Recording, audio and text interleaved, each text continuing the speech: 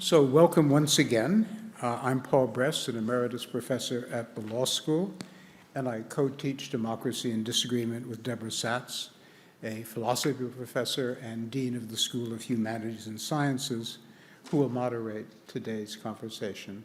Kaiser Goodman is our teaching fellow. Just a reminder about the motivation for this course. Many of you have heard this to a point where you probably could recite it yourself, but because this is put on video, some people may only watch this video and not others. So deep disagreement pervades our democracy, from arguments over immigration, taxation, foreign policy, reparations, and the Middle East crisis, to the function of elite higher education and DEI, and the value of democracy and disagreement itself. Such disagreement is not by itself a cause for concern. We should expect that a democratic society, one that is not ruled by a king or autocrat, that is a society based on the equal freedom and status of its members, we should expect that reasonable people will disagree about many things. Some of the deepest questions of morality, religion, and value are hard to think through, and even people who are well-motivated and conscientious will answer questions pertaining to some of these matters in different ways, perhaps because of the different life experiences they have, or because the facts are hard to pin down and admit of various interpretations, or because they'll make different trade-offs among competing values. Disagreement, as Deborah has emphasized, is a feature of a democratic society, not a bug. But not all disagreement is productive. Sometimes people fail to consider inconvenient facts and close their minds to evidence and reasoning that doesn't support their views. Sometimes, and all too frequently in online platforms, a culture of incivility prevails with respect to those with whom we disagree. Note, by incivility, we're not talking about politeness. Rather, we're talking about the failure to treat other people with respect simply because they hold different values on matters that we care about.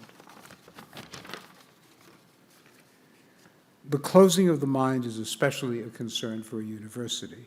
The fundamental mission of the university, the pursuit of knowledge, absolutely depends on the free exchange of ideas and openness to question received opinions. History shows us how often we get things wrong, even when we're trying to figure out the truth.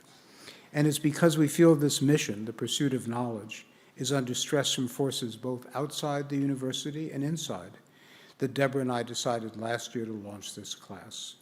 Furthermore, we believe that closed minds are not good for democracy, and universities have a part to play in producing responsible citizens, but feel free to disagree. As we note in the syllabus, this course is offered in the spirit of the observation by Hannah Gray, former president of the University of Chicago, that education should not be interested in making people feel comfortable. It's meant to make them think. Each week features scholars who disagree, sometimes quite strongly, about major policy issues, but each is committed to follow the evidence and to try to present reasons that others can understand and acknowledge. And now just a few logistical matters.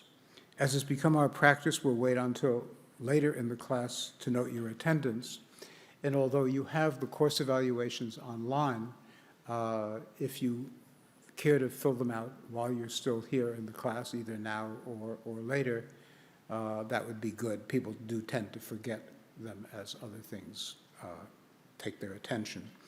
In a moment, Deborah will introduce our speakers, who will each present their views for about 10 minutes and then participate in a conversation with each other. After an hour or so, the floor will be open for questions and comments from our speakers and auditors as well. We'll also survey you at the beginning and end of the conversation to see whether the arguments moved your minds. That said, even when minds are not moved, we hope the class gives you an appreciation for the reasoning behind the views you reject. This is our second year teaching the course, and we hope to teach it again next year. With one exception, 2 weeks ago, the classes have proceeded without disruption. The purpose of the class, after all, is to model critical and civil disagreement by our guests, and then invite tough questions from our students. If anyone feels the desire to protest the speakers, or for that matter, the moderators, you're welcome to do that in an area outside the auditorium. Finally, since this is our last class, we want to take the opportunity to thank Kaiser Goodman, who has superbly performed myriad tasks that go far beyond what a teaching fellow normally does, and the many staff members at CEMEX, at University Communications, the School of H&S, and elsewhere, who have contributed to make this class work seamlessly. And with that, I turn it over to Deborah.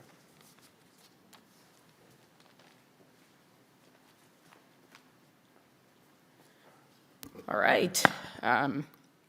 So about 60 years have passed since Congress, in response to the civil rights movement, enacted sweeping anti-discrimination laws, including the Civil Rights Act of 1964, the Voting Rights Act of 1965, and the Fair Housing Act of 1968.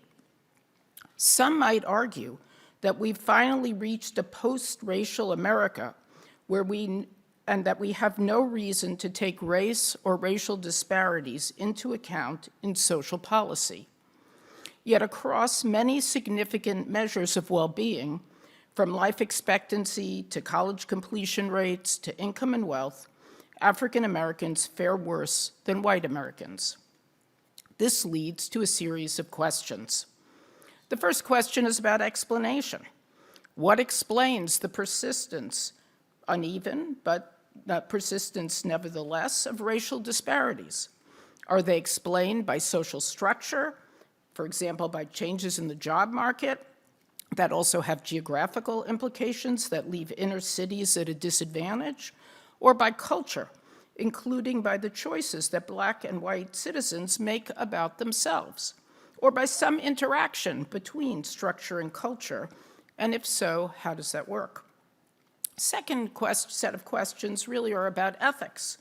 What should be our goal with respect to the well-being gaps in the lives of Black and white Americans? Should all such disparities be eliminated? Some? None? And if not the elimination of disparities, are there other appropriate goals we should aim at? A final question, third, is about policy.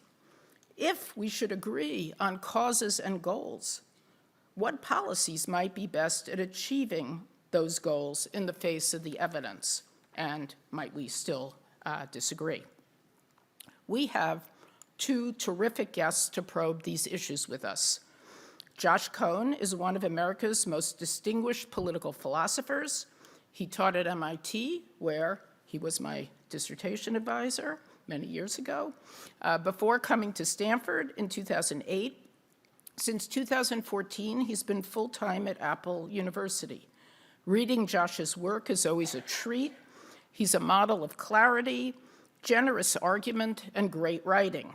He's written on deliberative democracy, freedom of expression, Rousseau, a host of contemporary and historical topics, although the historical topics get probed for contemporary relevance, at least to the extent about we ask, what should we think about these views now? He's also the co-editor of the wonderful Boston Review, a magazine of ideas, and if you haven't checked it out, I recommend it. Glenn Loury is an economist, the Merton Stoltz Professor of Social Sciences at Brown. Glenn has written extensively on racial inequality, using tools from economics as well as other social sciences to illuminate the phenomenon and persistence of racial inequality. His books include the wonderful The Anatomy of Racial Inequality, published by Harvard in 2002, his Tanner Lectures given here on race, incarceration, and American values. He's a member of the American Academy of Arts and Sciences, as is Josh, and he hosts The Glenn Show, which tackles issues of race, economics, and inequality in the US and around the world. Before I turn the podium over to our first speaker, can we please put up the poll question? And the question is, well, has the post-George Floyd reckoning and Black Lives Matter activism advanced the cause of racial justice in America? Where are the poll results? They're coming up. Interesting. Okay. And with that, I will turn things over to Josh. So please welcome Josh Cohen.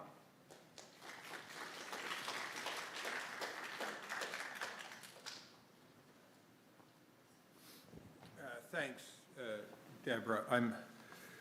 It's very nice to be here. I'm feeling the weight of years because I've known Glenn for 30 years, but he's the one who I've known least long of the three people on the stage. But the person I've known longest is David Hills for almost 51 years, since he was he was one of the readers of my second-year paper as a graduate student. Anyway, that's a long-winded way of saying it's nice to be here. Thanks for having me.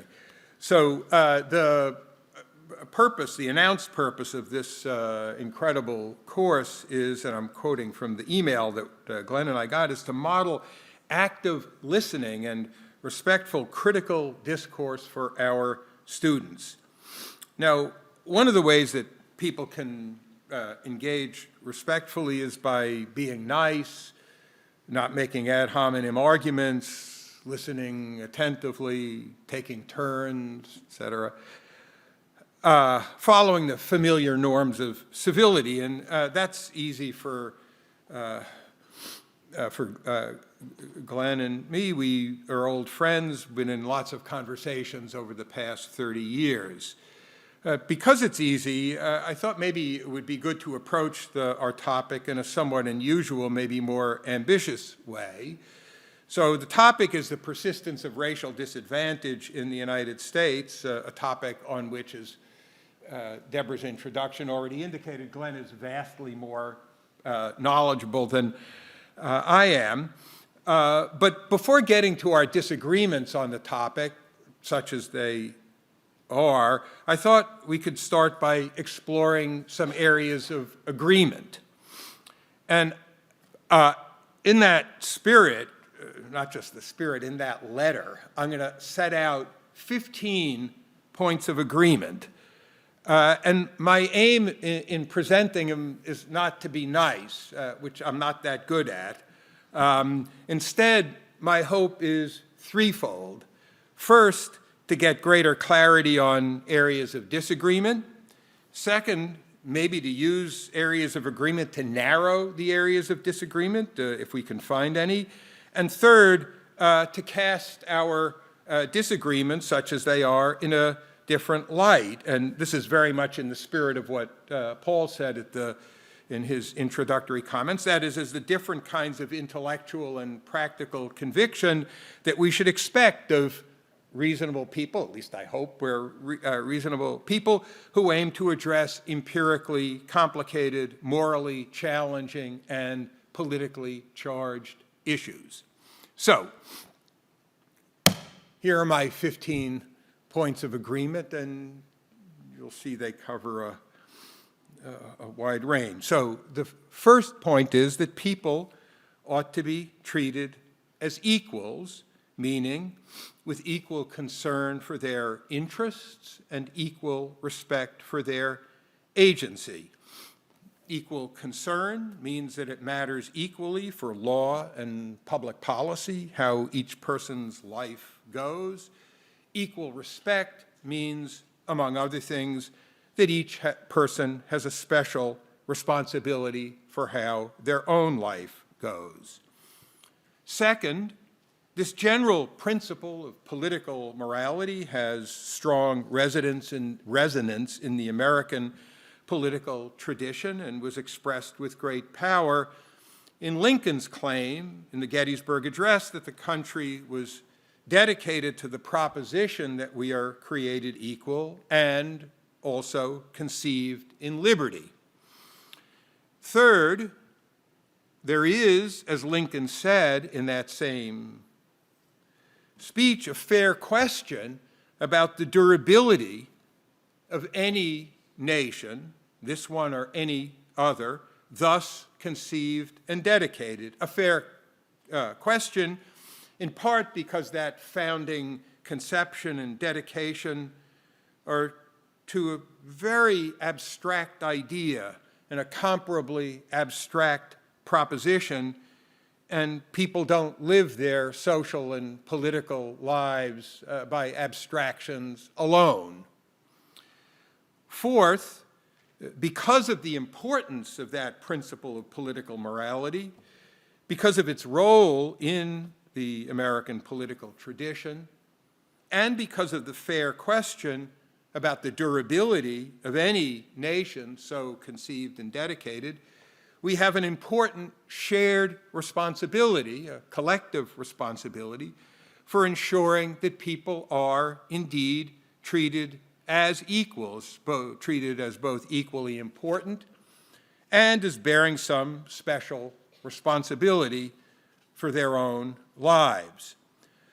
Those are the first 4 points, and you will have noticed that I haven't said anything so far about persistent racial disparities. And the reason is that the salience of those disparities and the importance of our topic is, I think, rooted in the normative ideas that I just stated, the ideas about people living together on terms of freedom and equality. So fifth, then, multidimensional, profound, and persistent disparities exist between black and white Americans. Multidimensional, including income, wealth, intergenerational mobility, health, life expectancy, infant mortality, maternal mortality, hypertension, cardiovascular disease, diabetes, education, especially post-secondary completion, employment status, home ownership, neighborhood quality, and incarceration. Sixth, though these disparities, growing from the historical experiences of enslavement and Jim Crow, are persistent, as I said, they're not all stable. Education gaps have diminished. The gap in female incarceration rates has fallen. And mobility gaps have recently attenuated, both because of the increased upward mobility for poorer black kids and reduced upward mobility for poorer white kids. In contrast, income and wealth gaps have remained pretty much constant, with wealth consistently at roughly 10x, median household income at about 1.6x. Seventh point is that these disparities shape the life chances of kids. They're not only profound and persistent, but they're present from the start, shaping life chances. Eighth, this presence is not only a matter of presence from the start, is not only a matter of family circumstances, but of community conditions. To take a striking illustration, two sociologists, Robert Sampson and Robert Manduca, proposed a few years ago what they called a neighborhood harshness and toxicity index, based on exposure to neighborhood levels of violence, lead, and incarceration. In Chicago, they found that of 292 majority black tracts, 273 had harshness and toxicity levels above the citywide mean, whereas that was true of only 7 of 263 white tracts. And they argued that these neighborhood toxicity levels, unsurprisingly, have powerful predictive effects on incarceration, income, and teen birth rates. Number 9, the existence of those disparities, profound, persistent, and present from the start, seems on its face to be a violation of the fundamental requirement of treating people as equals, and an important challenge to creating and sustaining a multiracial democracy. 10th, because of those observed disparities and the history they emerge from, there is a tendency exacerbated by some political entrepreneurs, to attribute the multidimensional, profound, and persistent disparities between black and white Americans, to attribute them to features intrinsic to black Americans. If you yield to that tendency and explain if you yield to that tendency and explain the disparities in terms of properties intrinsic to black Americans, then you'll be disinclined to think that the persistent disparities present us with a compelling challenge in political morality that demands address. 12, if you reject that explanation, as you should, then you will acknowledge the collective responsibility to ensure that people are treated with equal concern and with equal respect, and thus want to understand the source of the persistent disparities. Point 13, here drawing on the reading from William Julius Wilson, as Deborah did in her introductory comments, one broad approach to accounting for the profound and persistent disparities focuses, broadly speaking, on structural factors, including laws, policies, and institutions that shape opportunities and aspirations. Another focuses on cultural factors, on values, norms, and behaviors, including racist values, norms, and behaviors. And then we can understand those cultural factors either as mediators on the causal pathway from structure to behavior or as more autonomous. Point 14, the precise balance of structural and cultural factors is something about which people who accept everything that I've said so far understandably disagree. Understandably, in part because of the complexity of the conceptual and empirical issues, and in part because of the complexity of talking frankly about these issues. But a decent first approximation, and here I'm just quoting from Wilson, ideological inclinations often predict what position is taken about the relative importance of structure and culture. Whereas liberals tend to focus on structural conditions, he says, especially racialist structural factors such as segregation and discrimination, conservatives tend to emphasize cultural factors such as individual attitudes and behavior. 15, final point, any plausible project of addressing the persistent and profound multidimensional disparities, thus exercising our collective responsibility to deliver on the promise of treating people as equals, needs to operate in both cultural and structural registers, with the emphasis on one or the other, varying across time, depending on political judgment, and across people, with different practical foci for people who are differently located and differently competent. So those are my 15 thoughts. As you will have seen, none of them answers or pretends to answer the question of what explains the persistence of racial disadvantage. Instead, they aim to set the table by saying what the question is: profound, persistent, multidimensional disparities present from the start, why it's important because of the apparent conflict with the principle of treating people as equals, and what the broad, sweeping, 30,000-foot approaches are to addressing it, structural and cultural. That's my effort to state things that Glenn and I agree on, and we'll work pretty hard. We've been working for the last 2 hours already on trying to find the things that we disagree on. Thanks very much.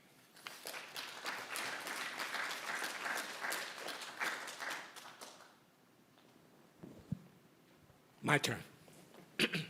I do not have prepared remarks. I was told we were to speak for 10 minutes or so. Josh, I think you took longer than 10 minutes, but that's okay. Josh and I are friends. We've been having conversations of this sort for decades. He edits the Boston Review magazine. I've published there. I used to be a contributing editor years ago. So we're among friends here. On the question at hand, did the post-George Floyd civil disturbances and the Black Lives Matter activism advance the cause of racial justice? I'm going to register in the negative. I don't think that the problems that Josh is motivated by, the concerns that people be valued and treated equally, that their lives, the worth of their lives be registered in our politics with equal weight, is a racial question. I think it's a human question. It's a question about how we organize a society. I think we're in the year 2025, not 1965, not 1945, certainly not 1865. I think the country is dynamic. It's ironic in the extreme, in my opinion, that the Supreme Court's 2023 decision in Students for Fair Admissions against Harvard and the University of North Carolina had non-white plaintiffs who were not Black. That's indicative of the open society and the dynamism of this question. I think the Black Lives Matter activism, George Floyd was murdered, Derek Chauvin is in prison. That was a crime. It happens. But frankly, it doesn't happen that often, not nearly as often as the crime of homicide being perpetrated against Black people in Black neighborhoods by other Black people in cities where Black people have to live. In my opinion, that is the problem of criminal violence, the problem of hopelessness and uncivil behavior. And the fact that it manifests itself more in African-American communities is to be regretted. It is certainly a fruit of history, but it is also a reflection of the norms, values, and behaviors, indeed, of the cultural adaptations characteristic of the people who live in those communities. In my mind, you want good policing, you don't want bad cops running around shooting people, full stop. No matter what color the cop is and what color the person who is shot is, you don't want that to happen, full stop. Making a racial federal case out of something like that only calls attention to the other side of the coin, which is that in Detroit, in Philadelphia, in Baltimore, in St. Louis, in Chicago, in New Orleans, and I haven't even gotten west of the Mississippi, we have horrific social conditions being wrought by people who happen to be Black. Would we dwell on their race? I should think not. Why am I dwelling on the race of a cop who happens to be on the wrong side of such a transaction? Get bad cops off the force, have them held accountable for what they do, again, full stop. I think that while historical factors do weigh in the balance when we ask ourselves the why question, how did we get here, what's going on? Contemporary behavioral and normative factors also weigh in the balance. Josh raises for our consideration the structure versus culture dichotomy. I think that's appropriate. He wants people to be taken seriously. He wants them to be treated with dignity. Well, expecting of people that they would comport themselves in a manner consistent with the civil norms of a society is an expectation that attributes to them the capacity of self-governance, which is taking them seriously. If they're to be treated equally, if they're going to be taken as equal members of the society, withholding from them the expectation of normative patterns that are consistent with their flourishing and our safety is not to take them seriously, and it's not to treat them equally. I think the court decided rightly in Students for Fair Admissions. I have written papers and indeed books in which I've defended affirmative action as a matter of principle. But I think relying on a different standard of assessment in order to achieve racial representation as a permanent and institutionalized matter going forward is failing to take Black people seriously. It's failing to treat them as equals. It's making them into wards, into clients, into dependents. It excuses them from their responsibilities of exercising their freedom, our freedom, on behalf of our flourishing. I think that's a very bad idea. I'm against reparations as a public policy being paid to African Americans for slavery. That's not that I don't recognize the slavery cast a long shadow. It's that I think my country ought not to be riven by the administrative categorization of people based upon their racial ancestry, and then trillion-dollar programmatic interventions be launched based upon that categorization. That's South Africa-esque. It's a mistake.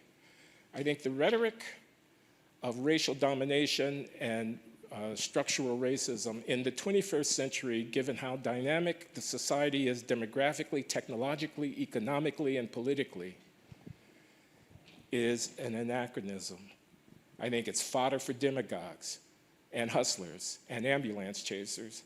It is not a healthy political grounding on which this multiracial democracy can build the kind of society that Josh Cohen hopes that we would construct going forward. So that's what I think. Thank you.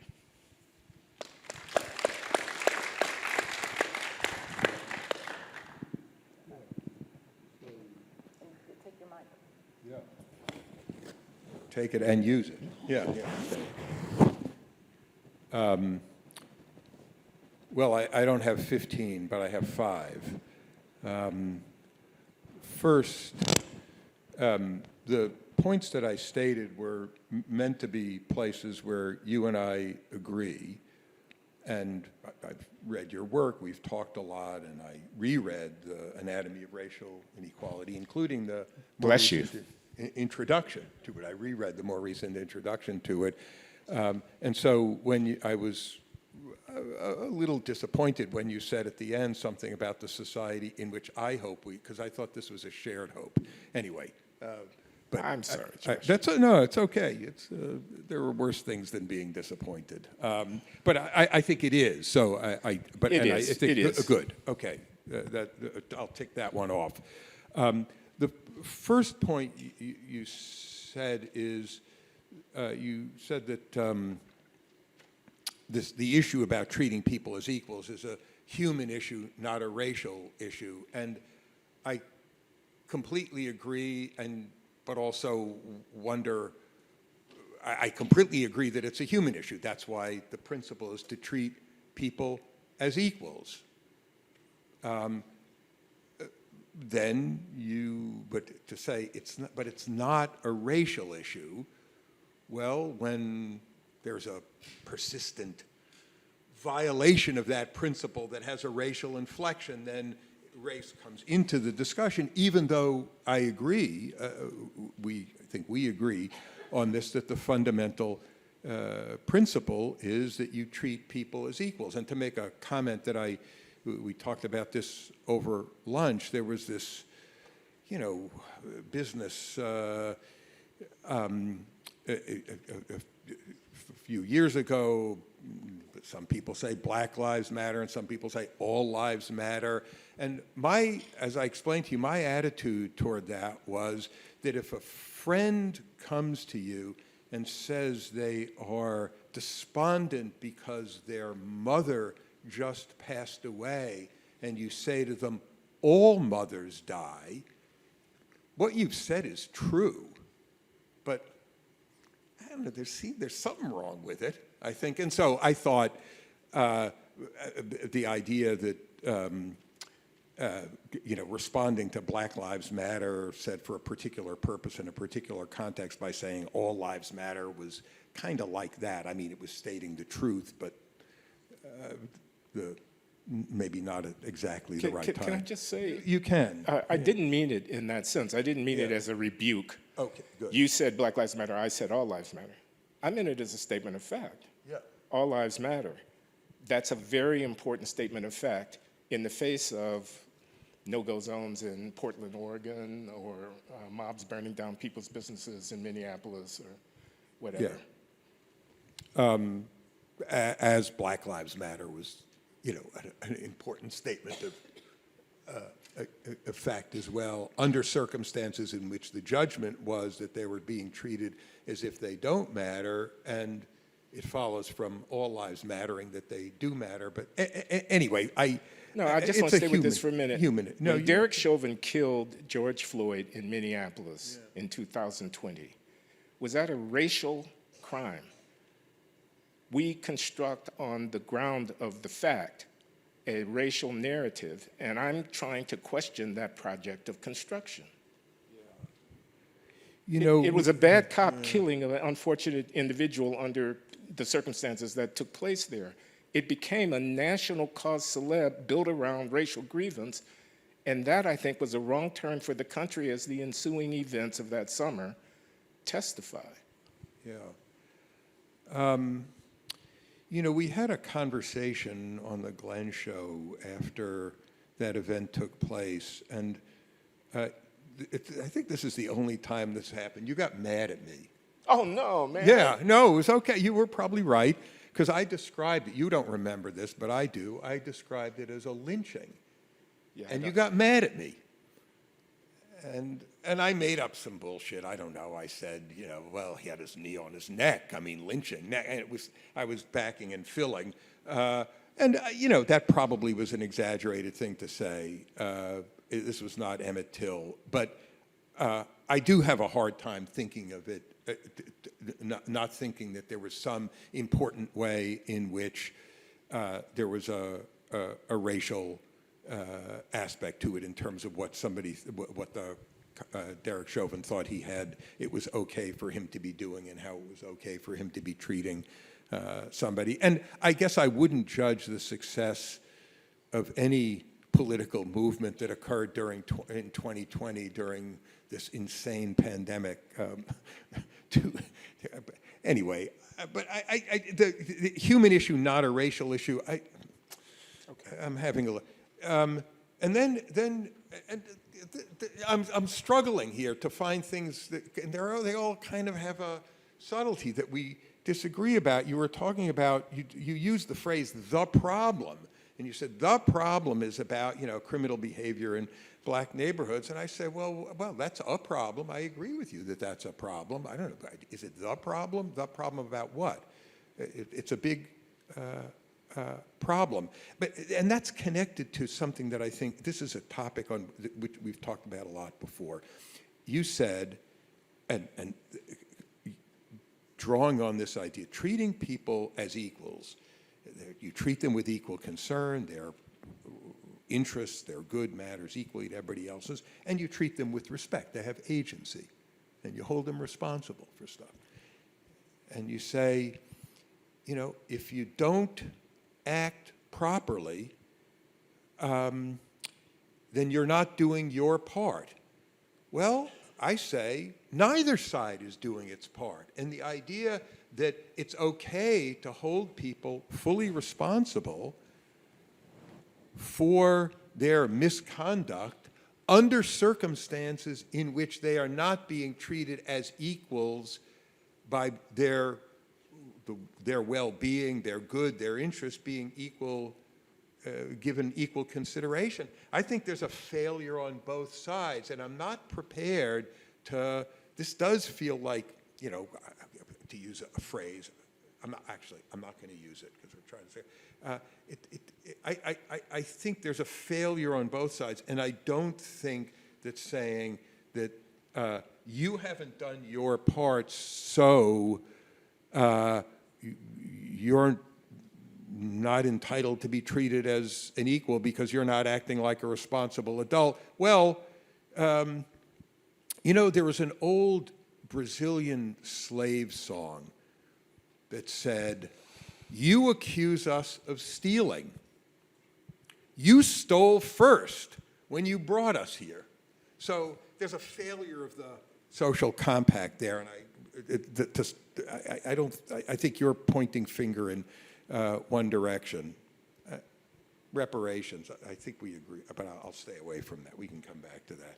But I think there's I guess the main point that I want to make is that if the collective responsibility to treat people as equals by showing equal concern is not being discharged, then I think to say to people who are acting badly, you know, you're acting badly and it's the culture you're in and we're going to hold you fully responsible. We're not going to hold ourselves fully responsible, though.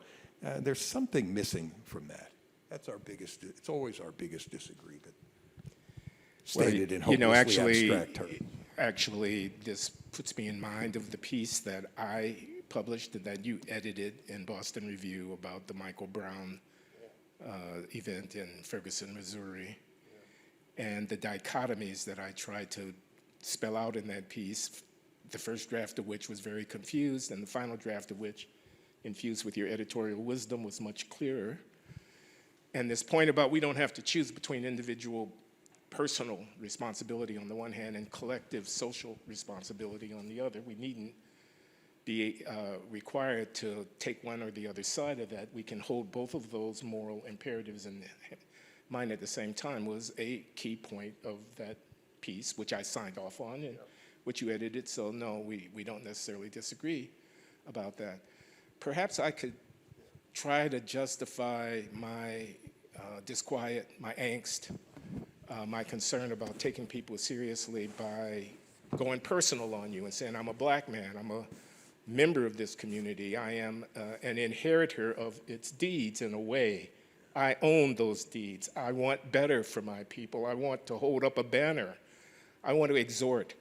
I want to point toward the moral high ground. I want to say of the gangbanger who shoots his gun carelessly out the window and kills the 3-year-old sitting on her auntie's lap, that was a bad, horrific, terrible, despicable act. I condemn you for that act, not forgetting that the act emerges from a housing project and from a history and from a city that has been redlined and from a Jim Crow era migration and from a slave text. Not forgetting that, but nevertheless holding up a banner and saying, we are better than this. We betray our forebears when we behave in this way. You do not represent me. I'm not looking for an excuse to form a mob outside of a courthouse on your behalf. That's what I want to say. That's the moral clarity that I'd like to try to maintain, even as I recognize the complexity of socio-political history. I completely, thank you for the nice words about the editing. I agree. Agree, what the fuck does that mean? I like what you said, but as you said, mostly implicitly, but it was sort of explicit in the way you set it up. You can say that. I can't say that.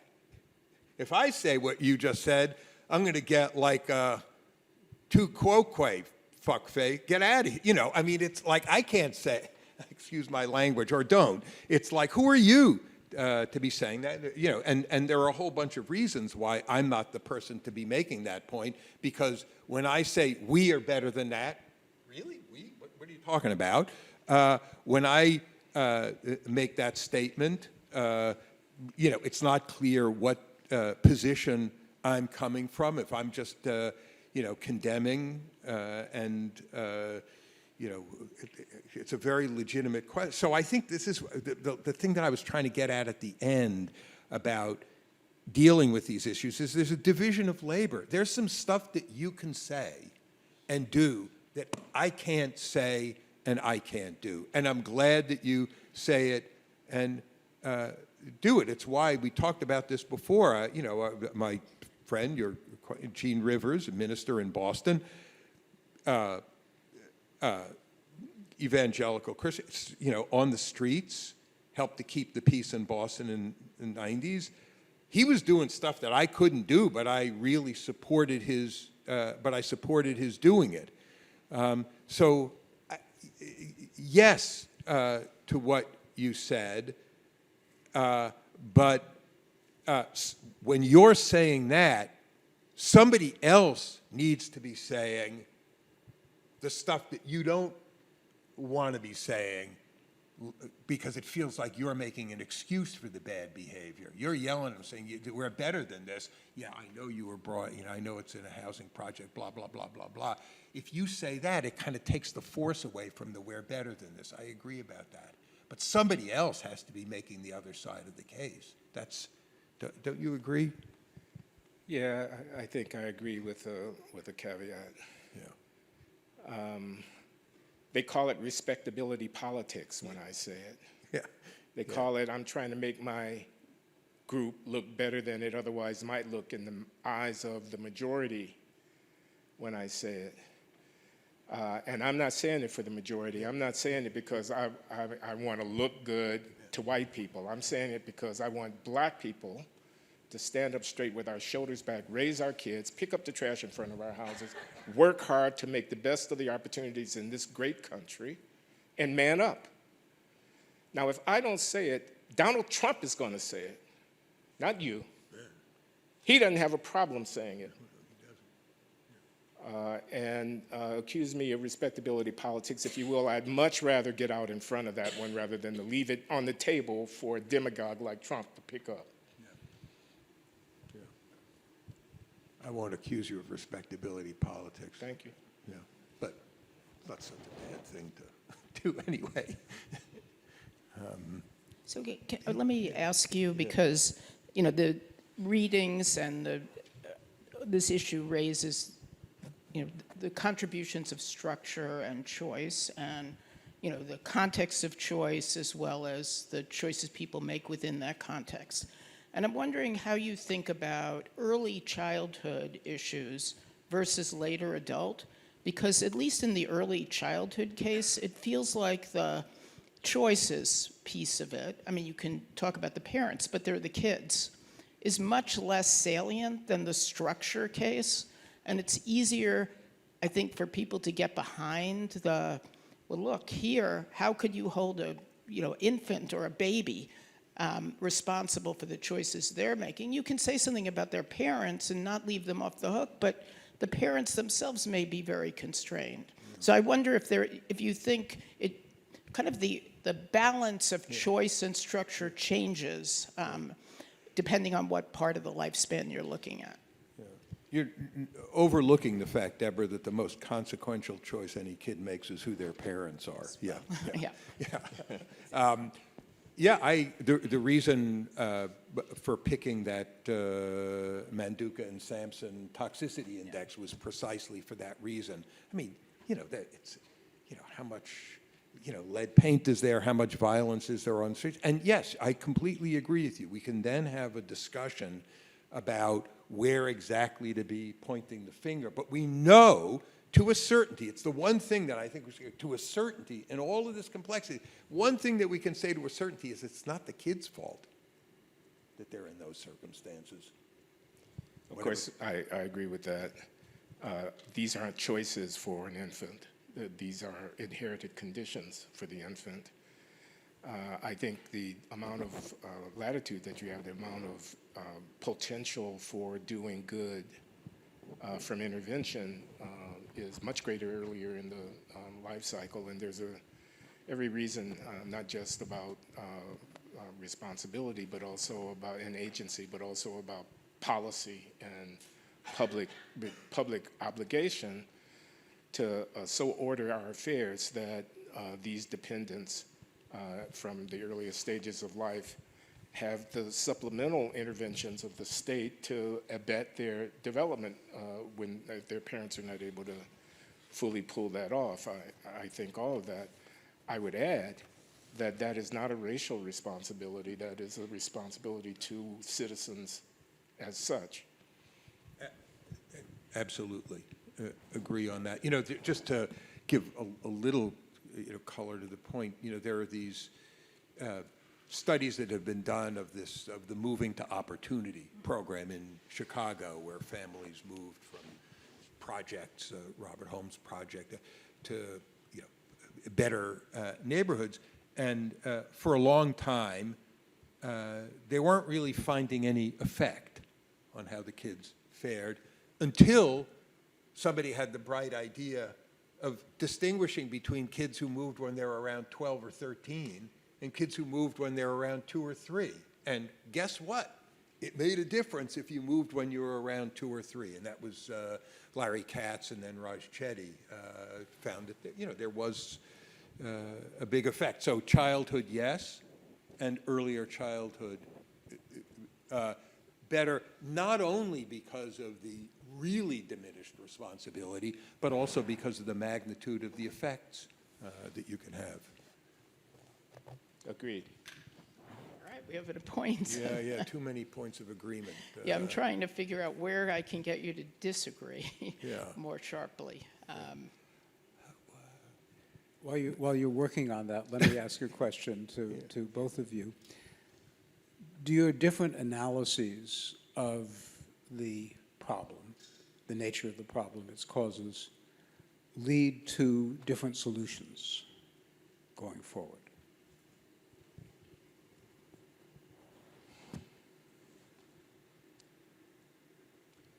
Well, they call me a black conservative. Now, why do they do that? Well, I call myself a black conservative. My memoir, Late Admissions, is subtitled Confessions of a Black Conservative. Why do I do that? First of all, I like capitalism. How do you feel about capitalism, John? That is to say, I like the market. That is to say, I don't want to see the government get too big. I worry about the disincentives in that and whatnot. So I'm a liberal in that sense.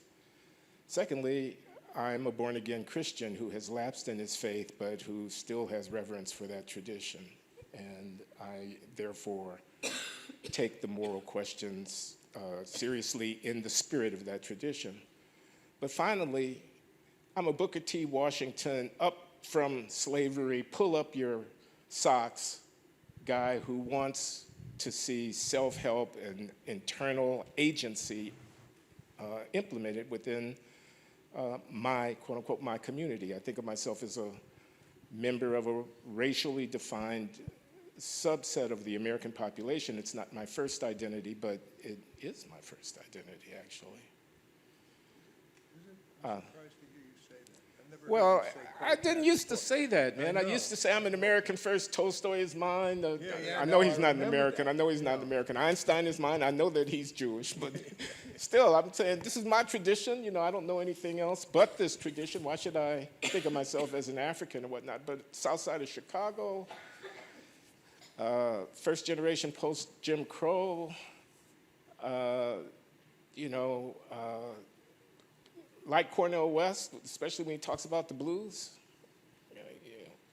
kind of ethnic identity, and carrying with that a sense of collective responsibility, of pride, shame, whatever. It's complicated. I try to deal with this in that book that I just mentioned. But I don't know.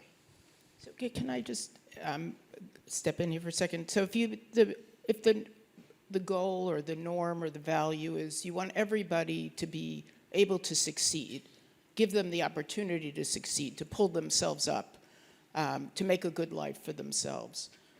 I'd just like each of you to reflect on what would be different about it's clearly not the case for the kid growing up with lead in the walls that they've got, it's that we can just say to them, pull yourself up by your own bootstraps, that's sufficient.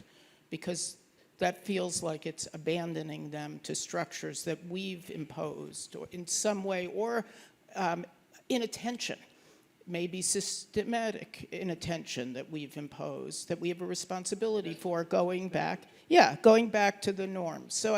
But clearly you're going to have different answers to what you think the right, or maybe you won't, to the right. What is the appropriate background for thinking we've discharged our obligation? If society has an obligation, and here's where it is, there's this something about the structure of choice, and we're going to put all of our, members of our community in that circumstance, and then maybe we'll let things roll. Maybe we think we have to keep intervening. That might be a place you have difference, but I'd like to know more about how would we discharge our obligation to each other? So I don't know what Josh is going to say. What I'm going to say is there needs to be a social welfare state of some kind, and now we're down to talking about the dimensions of that. We're down to talking about income support for indigent families, about health care and Medicaid and all of that, about public education and how it can best be structured to serve the needs of the community. Lead paint abatement would be a part of that, and so on. And Where we might differ is on whether it's 0.3 or 0.6 of the budget that is allocated to these activities, and whether or not they are explicitly or only tacitly racially targeted in their focus. But I don't want to speak for Josh about that. I would say more 0.3 than 0.6. I made the number up, but I'm, on the concern about, overdoing the social benefits side of the thing, the incentives and so on. And I would also say universal as opposed to racially targeted. That would be my instinct. I just, on the last point, I agree on universal, not racially targeted, acknowledging, as I'm sure you do, that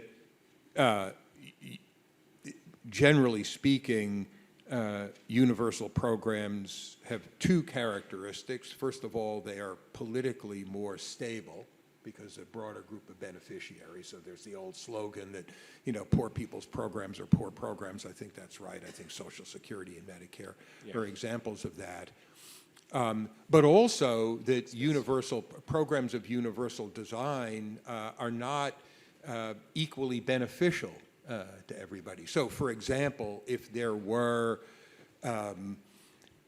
given the 10x gap in the wealth positions of black and white households or white and black households, if there were some, not just income support, but wealth support, it would have racially disparate consequences. I think that's a good thing, even if it's not organized as a racially targeted program. I generally think that the provision of good public goods in cities is a really important thing, both because the provision of public goods are beneficial to everybody, but they are of particular benefit to people who don't have the wherewithal, the capacity to provide comparable benefits for themselves. There's a great statement that Frederick Law Olmsted made about the design of Central Park.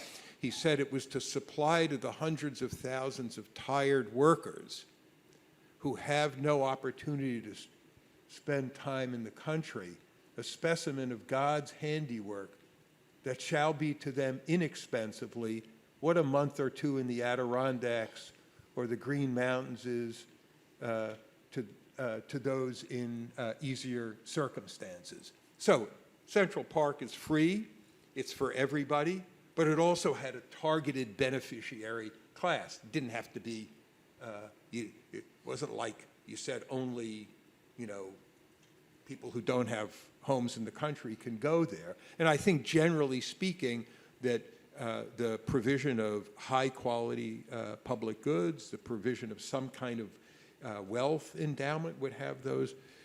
So there would be racial, you would do something about racial disparities, but the programs needn't be specifically racially targeted.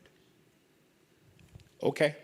And you ought to be able to say on a public-facing website of the government that one of the benefits of the program is that it has these racially disparate impacts, and that's a good thing. You ought to be able to say that. You may not want to say that, but you ought to be entitled to say that without getting in trouble. There must be an executive order somewhere in the last few weeks that says you can't do that. Yes, no, there must be. I want to go on the record saying I'm against that. Against that executive order. Yeah, good. Yeah. I mean, I worry more generally that the mania of anti-DEI advocacy in this new administration risk throwing out the baby with the bathwater being excessive DEI indoctrination, not being good in the Department of Defense or whatever. Yeah. The baby being instruments that allow us to address the historical legacy of racial inequality in an effective way. Yeah. And the fact that, as far as I can tell, nobody in the administration is prepared to make that distinction clear is troubling. Yeah. We're in violent agreement on that, too.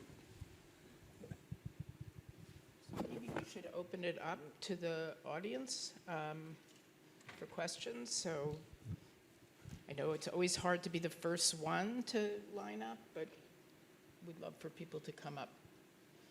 You can do it.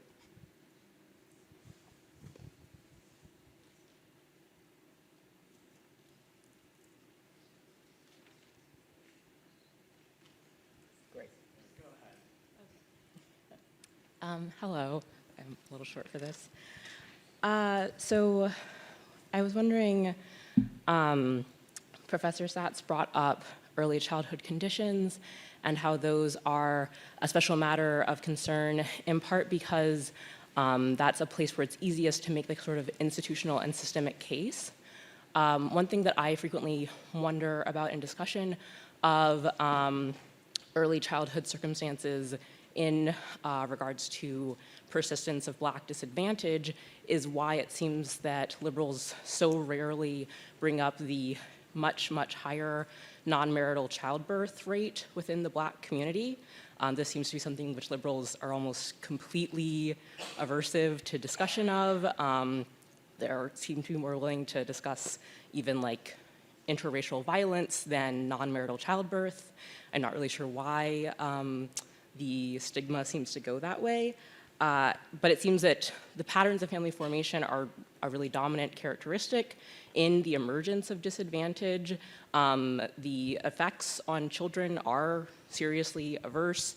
Non-marital childbirth often exposes children to an unrelated male in the home. When you have that, there are 10 times higher rates of physical and sexual abuse up to and including murder. Children are much more exposed to neglect and to potential passage into foster care. Boys who spend significant portions of their early lives in foster care are more likely to go to prison than to college. This seems to flow throughout the conditions of disadvantage within the African American community, but seems to be something that liberals really, really are aversive to discussing. And insofar as we want to know whether this is like purely, I don't know, a bootstraps issue, and that's why maybe certain types of conservatives might want to discuss it, whereas liberals might not. I also wonder about kind of systemic abilities within Black communities to combat non-marital childbirth. I do sometimes occasionally listen to The Glenn Show, and in one episode you mentioned like the world of Patience Gromes, which I read. It was really great. Wonderful. Yeah, by a Stanford graduate who spends about 2 years living in Richmond and Virginia in the late 1960s, early 1970s. But in that period, or I guess maybe ending a bit earlier than that, marriage rates for Black women were higher than marriage rates for white women, not majorly, and widowhood was more common among Black women, but marriage rates were also more common among Black women. In Patience Gromes, there are examples of the Black church very frequently censuring women, couples who had non-marital childbirth, leading to a lower rate of it, potentially, like not empirically and causally worked out. But why is it that kind of liberals seem aversive to discussing this, and why is it that it seems that kind of in an era with greater disadvantage, you know, if we're talking about the 40s, 50s, 60s, there were more tools in some ways within Black communities for preventing this sort of thing than there seem to be today? Thank you. What's your name? Camille DeJarnette.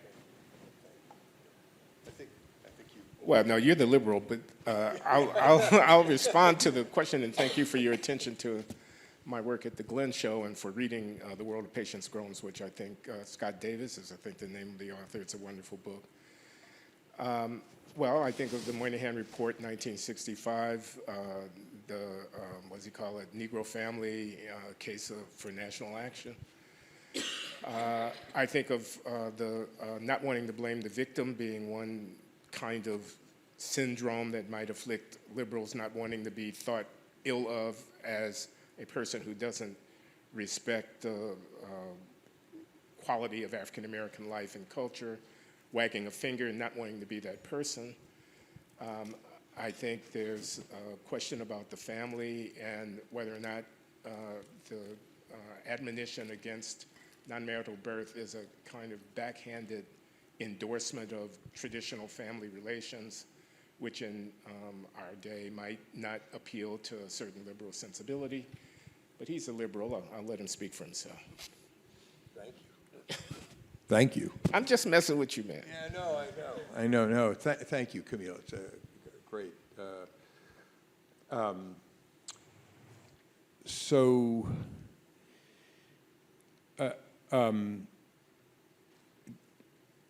There's, I think there are two different, let me say first, before I get to the real substance of it,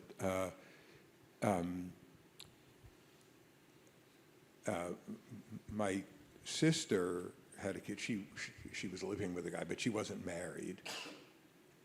And I have two grandkids. My son and his girlfriend, they live together, but they're not married. They've been together for a while, so they count as unmarried parents. That's a stupid thing to say, but anyway, I thought I would say it. So there are two questions. One is the existence of single parent, which means single mother, basically, families, is that a problem for kids being brought up in those households? And the second question is, assuming that it is a problem, seems safe to say that it is, why don't liberals talk about it? And so here's how, and let me put an issue back to you.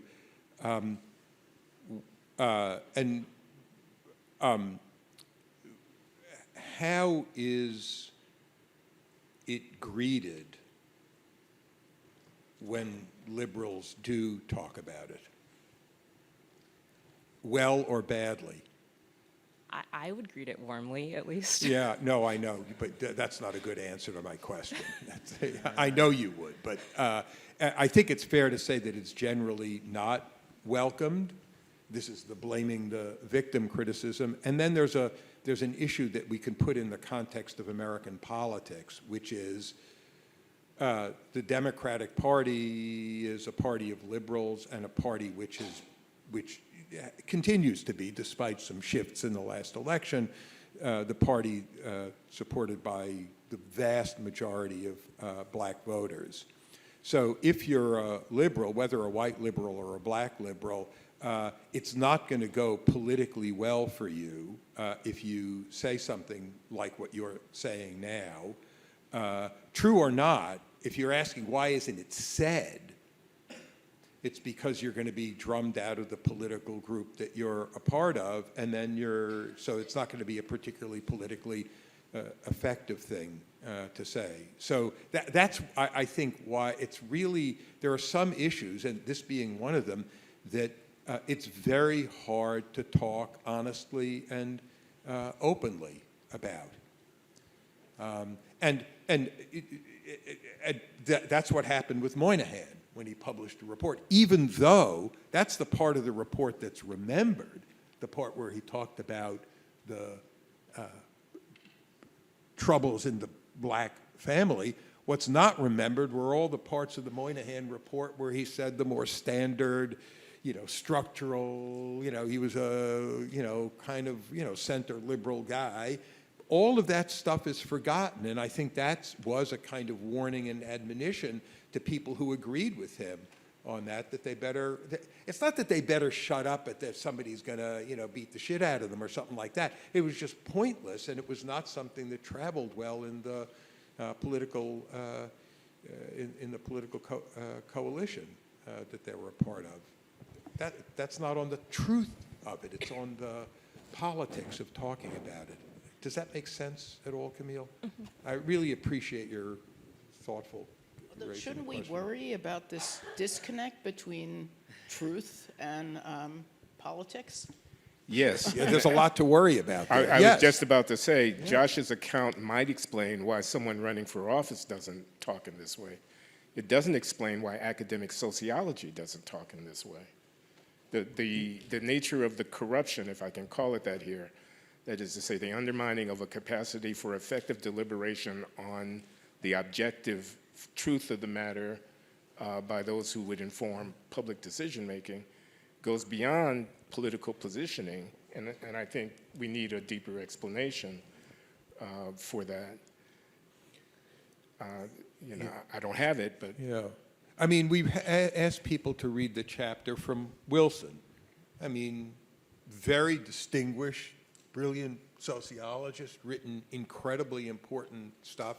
That book was published in 2009, and it's really, in a way, the first time that he engages very directly and tries to take seriously, not specifically this issue, but the broader set of, cultural explanations. I mean, he makes the case that they are secondary, and he makes the case, at least as he thinks of them, that they're causal mediators, not autonomous factors. But there was something that was keeping even somebody like a Wilson from giving those issues their due measure. So, yeah, don't you think Yeah. that a full-throated defense of the traditional family, husband and wife raising children together, will raise the ire not only of black constituents of the Democratic Party, but of feminists and others? Am I incorrect in recalling that Black Lives Matter's charter denounced the nuclear family as being unfit or unworthy of those who would aspire to black liberation?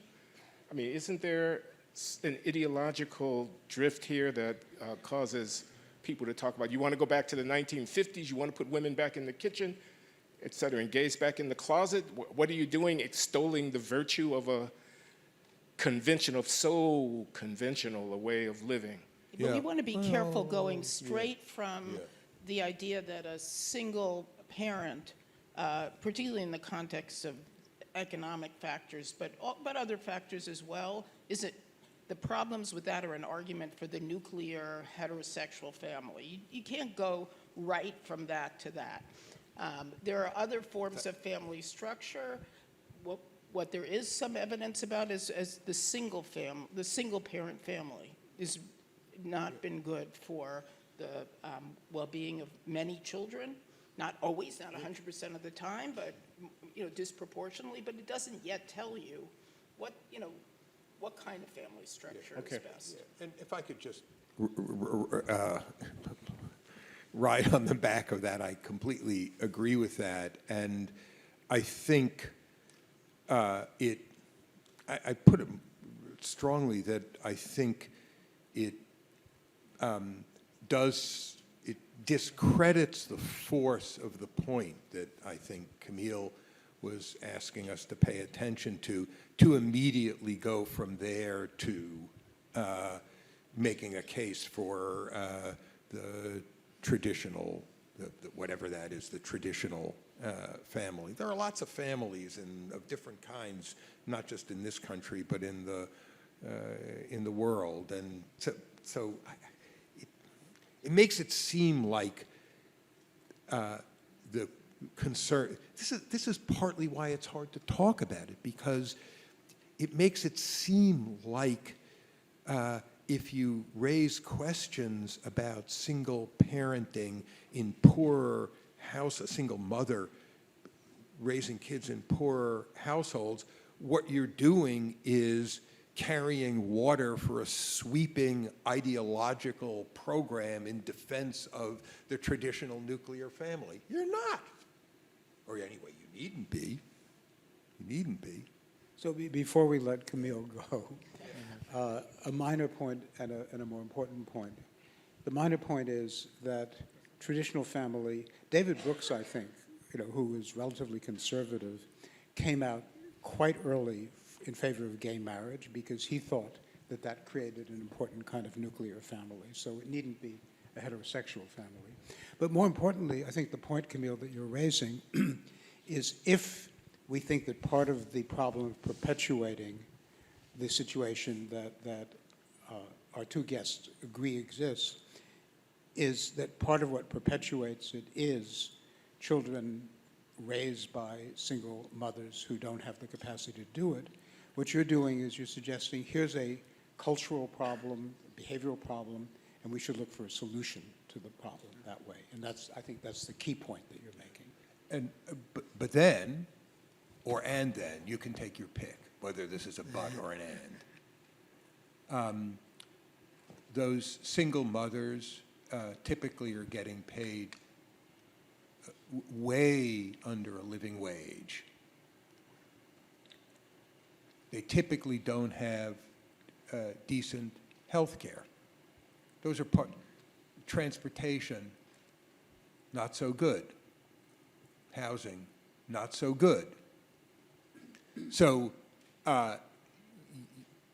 yes, as I say, is that a yes and or a yes but? But that goes back to this issue about, treating people as equals has both a concern for the interests of everybody, including the parents as well as the kids, and treating people as responsible for how their lives go, and saying, I'm not pointing at you, but you're responsible, but we're not going to do our part in giving you a fair shot to make something by exercising a responsibility. Well, that's a broken deal. Maybe it's broken on both sides, and that's where the finger pointing feels misplaced. Wave the finger at someone who's in the most vulnerable position. So I agree with the thrust of what you're saying, but I think it's not that addressing that issue isn't just an issue of diminishing the rate of single-parent families. Those kids would be in much better shape if there was decent health care around, decent transportation around, decent housing around, and if you could make a decent income by working 40 hours a week in the jobs that those women have, if they do have them. I want to add something. I know there are other questions. There was an aspect of what Camille said that hasn't been touched on. She pointed out that in the late 60s, 70s in Richmond, Virginia, the world that Patience Grown was inhabited, there were resources within the Black community to attempt to advocate for patterns of behavior amongst the members of the community that were more consistent with the well-being of the children, namely to avoid non-marital birth. Those resources involve social sanction for behavior. They involve judgment. Those judgments and the institutional context in which they were issued, those judgments, were the Black Christian church. It has a particular coloration, and I don't mean the racial coloration. I mean the belief in Scripture, the norms and values, the positions that they would take on these questions about tradition and what to value. That position of the Black Christian church was alive and well and operative in Richmond of the late 1960s and early 70s in a way it is not alive and well and operative pretty much anywhere today. What else was alive well in Richmond in the 60s? Probably The Ku Klux Klan? the textile industry. Oh, okay, jobs, Yeah. I mean, living wages. yeah, this is where you put together the Wilson story with. So we don't have to And choose by the between way- one and the other of these accounts. No, that's right. We don't have to choose. I agree completely. That's the point. And when you look at that, I mentioned this. Yeah, I mentioned this. When you look at that reduction in I mentioned this. You look at the reduction in the disparity of intergenerational mobility between lower income Black and white. Half of the reduction in disparity is that there's more upward mobility for Black. Half the reduction in disparity is that there's more downward mobility, or less upward mobility for low-income white. They meet halfway, and it's the same factors that Wilson pointed to when he was talking about the declining significance of race, the loss of central city manufacturing jobs, the same kind of decline of regular sources of employment and income that were bad for the kinds of communities that you're talking about, that also had been really bad for white communities.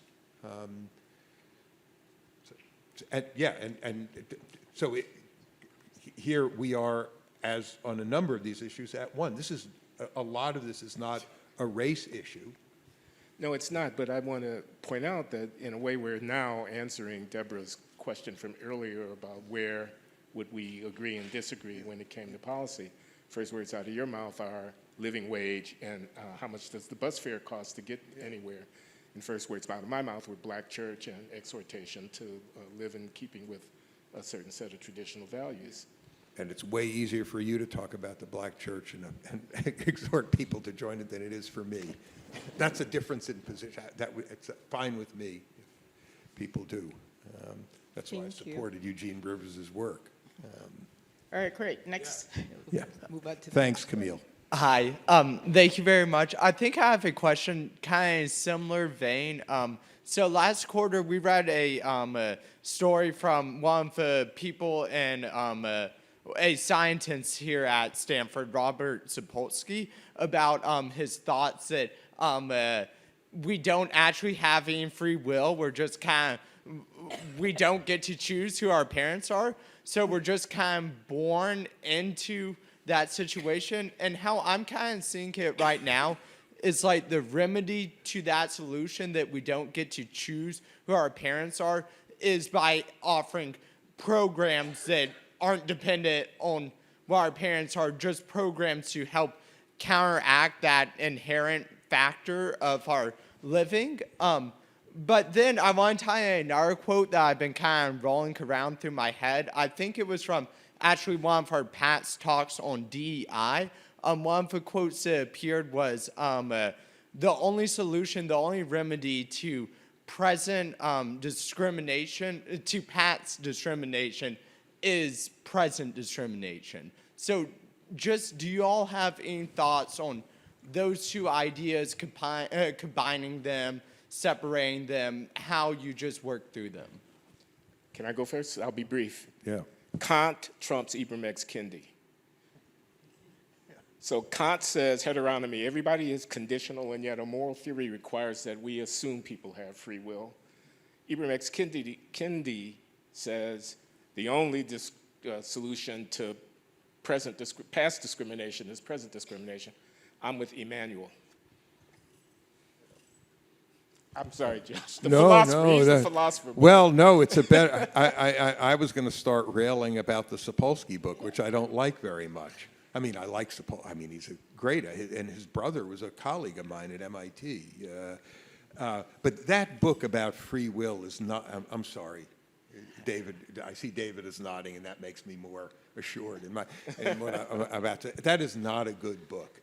I mean, it begins with the premise that all of the philosophical literature on compatibilism about free will is wrong. That's like sentence one, and then it just says things. So, so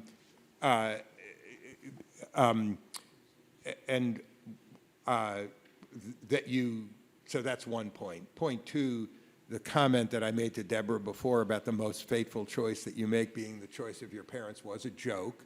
Of course, it's not a choice that you make, and it doesn't matter whether you believe in free will or don't. You don't choose your parents, but the fact that you don't choose your parents and yet how you fare in life is in important ways dependent on who they are and how they act and how they treat you is not a reason for following Plato and thinking that you should get rid of the family, which I thought maybe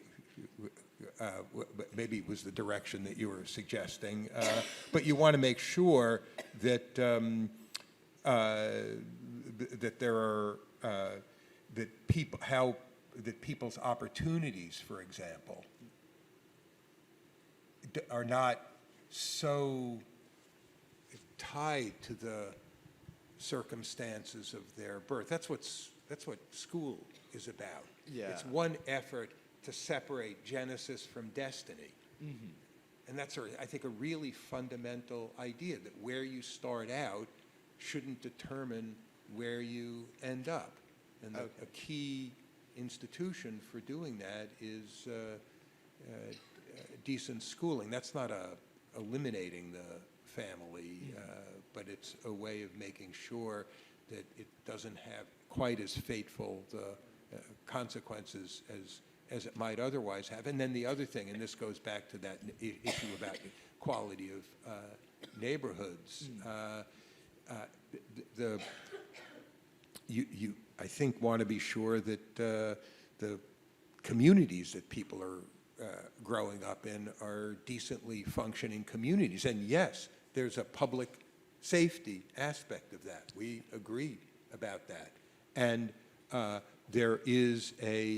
there organizations and associations within communities? And for a long time, churches, I don't know whether to say have been or were, it depends on where you think they are now, they were significant secondary associations in communities, and for long stretches of time, basically the only ones that were functioning, and not just in Black communities. So neighborhoods are another context in which kids grow up and mature. There's schools, there's neighborhoods, and those things really need to be decently functioning so that people are not, their fate in life is not completely determined by the family circumstances. And yet, the impact of the public intervention will only partially mitigate the consequences of the circumstantial inheritance.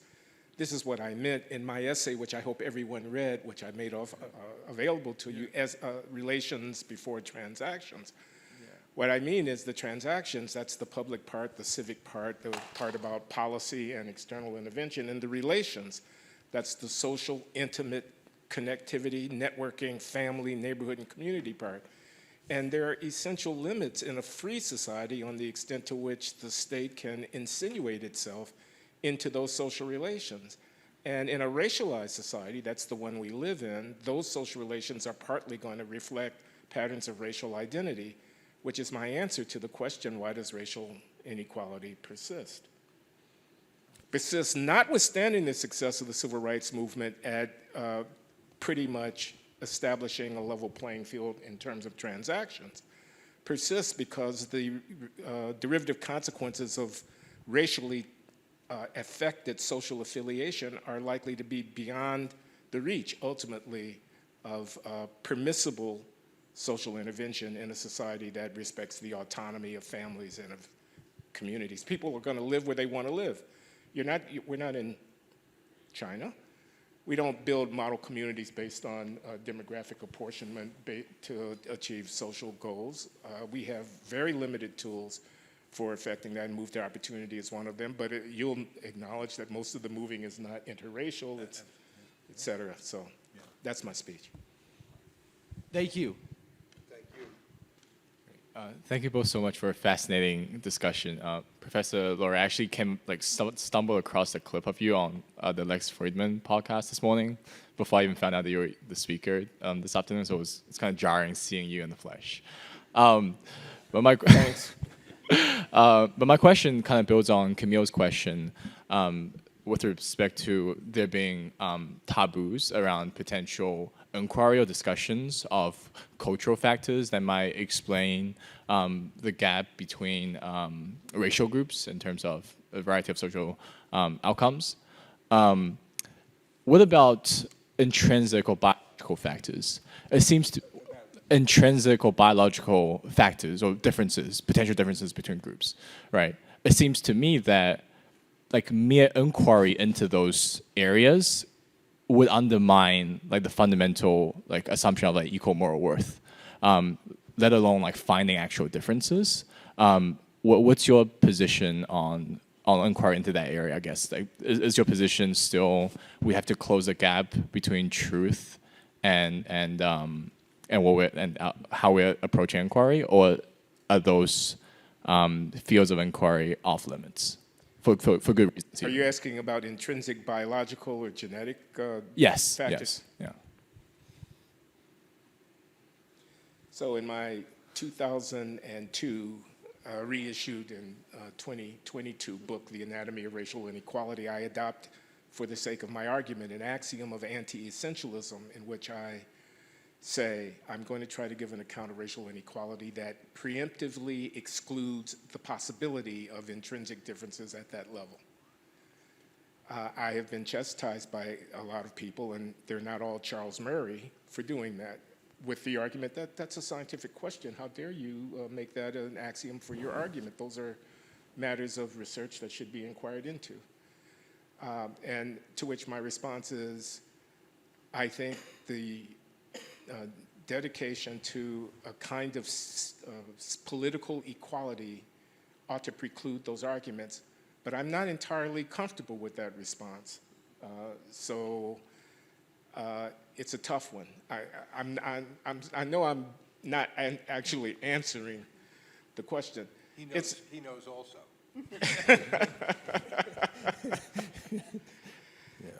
You know, how are you going to put the genie back in the bottle? How are you going to keep people from asking the question? That, I think, is one thing.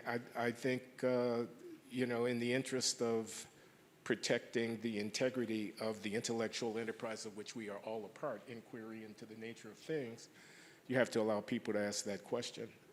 I dread it, but I think that's got to be the answer.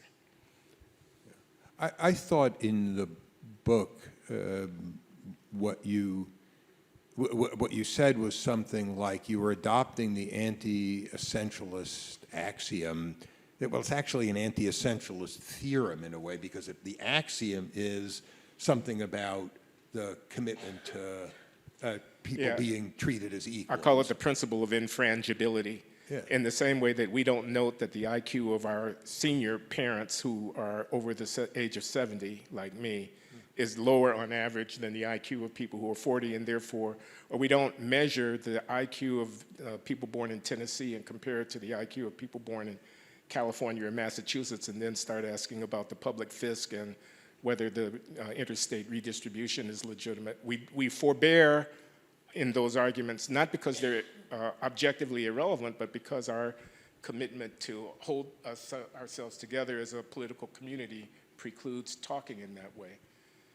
That's what I was saying. But I'm not sure that's right, because you can't keep Charles Murray quiet. And I, of course, only use him as an illustration of the more general point.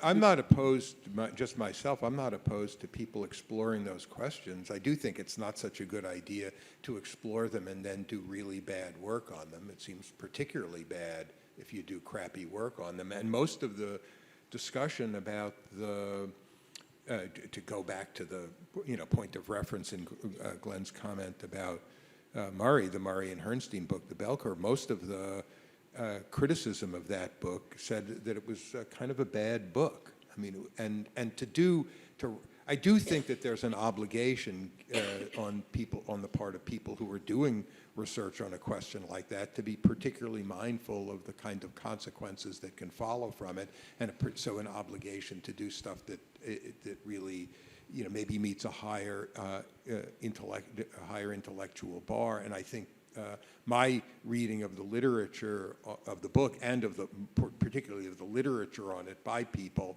like Jim Heckman. We published a fantastic review of the book by Ned Block in Boston Review, was that it wasn't really a particularly good book, and I don't think that they discharged the responsibility that I just described.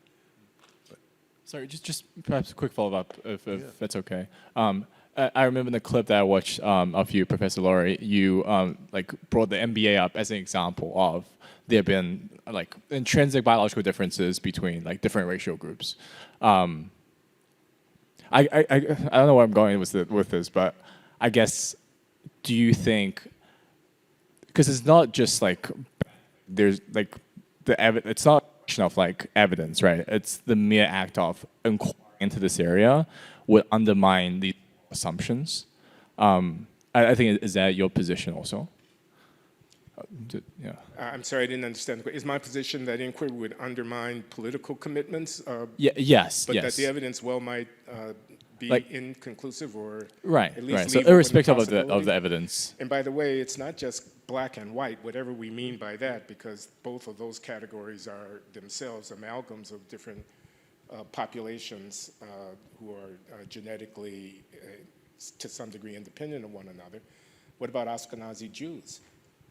What about Asians from Northeast Asia? They are also testing higher on average than you counted the number of Jews with Nobel Prizes in physics or Fields Medals in mathematics or whatever. It's not statistical sampling, it's an outsized number. Can you account for that in part with genetic arguments? I don't know, as a matter of fact, but I know you get your head handed to you if you try to talk like that. I mean, I think the entitlement to be treated as an equal requires being over some pretty minimum threshold of capacity and competence. And so I think the inquiry about differences between groups shouldn't make any difference to the entitlement to be treated as equals. However, I think people act as if it does bear on the entitlement to be treated as equals. I think that's a moral, a mistake, and a bad mistake in political morality. And the only reason I have any pause about thinking it's fine for people to pursue these questions is because they're pursued against the background of people making that mistake. But I think it's a mistake. Hi, thank you both for your time. My question is for Dr. Lowry, I think. Can you expand more on why you see the murder of George Floyd as a non-racial issue? And then my second question is, I'm curious on your stance about affirmative action, as it isn't about lowering standards for Black people. Sure, if we all started on an equal playing field, but that's not the case. It's about acknowledging all of the realities and struggles of the lived experiences that Black people disproportionately face, as I'm sure you know, in comparison to their counterparts. So ultimately, I'm curious about this idea of wanting to remedy a problem by acting as though it doesn't exist. Okay, on the first one, I would just observe that a lot of people are killed by police under difficult circumstances, and most of those people are white, not Black. And so I merely observe that when a police officer in Minneapolis kills a man in Minneapolis under conditions that are problematic or criminal, it doesn't follow from that, and the fact that the police officer is white and the man is Black, that it was a racial incident. I need to know, don't I, whether or not the motivation that led to or the institutional framework that abetted the killing was tinged by race. And I was simply saying that in the public reaction to the event, those qualifying considerations didn't weigh in. People just assumed that it was a racial incident. It was yet another instance where open season on Black people is how Benjamin Crump puts it. They're hunting us down, it's a lynching, I mean, et cetera. And I'm saying you're jumping the gun there, and you're feeding a certain narrative, and I'm reluctant to go there. I tried to explain in my initial remarks why that was so. I'm reluctant to go there because if you racialize police-citizen interactions in a thoroughgoing way, you call necessary attention to the outsized number of African-American criminal offenders, which is also a part of that setting. And I would just as soon have us conduct that discussion free from racial coloration, if at all possible. Now, if it's a racial incident, it's a racial incident. I'm not shying away from that. But if it's, as that one was, one where the evidence doesn't necessarily point in a racial direction, except for the construction put on it, I have a problem. On the affirmative action thing, I'm basically saying this. I'm saying Bakke, 1978. I'm saying the University of Michigan cases, I think that's 2002. I'm saying we don't want to lapse into a permanent regime of having racially distinct standards of academic excellence as the criteria for selecting people into these elite institutions. As a transitional matter, I wrote a foreword for the book by Derek Bach and William Bowen, the two Ivy League retired presidents. The book was called The Shape of the River, and it was a full-throated defense of affirmative action, and I endorsed that. But I'm worried about the permanent institutionalization of racially distinct standards of performance as the condition for being admitted into these elite, selective, highly competitive institutions. And here's my worry in a nutshell. If the criteria of selection, your test scores, your advanced placement courses, your grades, and so forth, are correlated with post-admissions performance, as they need to be if you're going to be using them to select anybody, to select amongst the whites. You count, you look, you measure, and you judge. if they're correlated with post-admissions performance and you institutionalize the practice of using lower measures of academic excellence for selecting African American students, you guarantee that on average, the post-admissions performance of the African Americans selected in this way is going to be, on average, lower. This is just a statistical necessity. Either the criteria, test scores, are correlated with post-admissions performance or they are not. If they're not, we shouldn't be using them at all. But they are, I think. That's demonstrable. And therefore, when we select from the right tail to include people in these populations, and we select differently for Black students than for others, we can expect, on average, different performance after admissions, and that's not equality. That's a condition that you might be willing to tolerate in a transitory manner, but that you wouldn't want to institutionalize. That's my argument. I'm just going to add his perspective. Could we put up the attendance so that the students can register their attendance, and then after the attendance, the poll question? I actually wanted to just add a question to you, Glenn. What's your name, by the way? Naila. Naila. Yeah. Thank you. Question. So you were saying that the students admitted under an affirmative action program were going to be, you know, On average, it's on very average. important. Yeah, no, I understand. On average, they were Because going I'm to not saying that Naila is No, I underperforming. understand. No, I'm just no. saying everybody can't be above average. Yeah, but my recollection. So so the question is about less well than what? And I just want to shift the axis a little bit. You mean less well than the other students who were admitted who meet more stringent standards? As I recall, That is indeed what I mean. Yeah, but I say that because as I recall, and you'll recall better than me. Bowen and Bhakti- Bott say they do well enough. Well, they don't just say they do well enough. What they say is they do better than they would have done had they gone to less fancy schools like the ones that Do Bhakti better were. in life, not necessarily in their academic performance in the institutions. Right, in but they question. do better in life than they would have done had they gone to less fancy institutions than the ones that Bowen, Princeton, and Bach, Harvard, were president of. So there was a benefit to their, maybe not to their, how they, to their GPAs relative to other GPAs, but there was a benefit to where they landed in the rest of their life. And if you think in the spirit of Bakke that the programs are not, these programs were not remedies, rectifications of past discrimination or injustice, but were forward-looking efforts to produce more of a multiracial democracy going forward, then maybe they did have that effect. Agreed, Josh, and I'm sorry to be abrupt and interrupting, but we're almost out of time. That's why I wrote the foreword for the book, because I agreed with that position. My position in 2025 is this the way we want to live forever? I grant you the benefit. I'm now calling attention to the cost of institutionalizing this as a practice going forward forever. And this is not to even touch on Justice Roberts' argument in his opinion in Students for Fair Admissions, which is that it's not fair under the 14th Amendment to the folks who are disadvantaged by these policies. I know that's a separate question. Maybe not forever, but just to some blanket level of equalization or that racial gap, wealth gap shrinking. Thank you, though. Thank you. Could we Thank you. Could we put up the poll?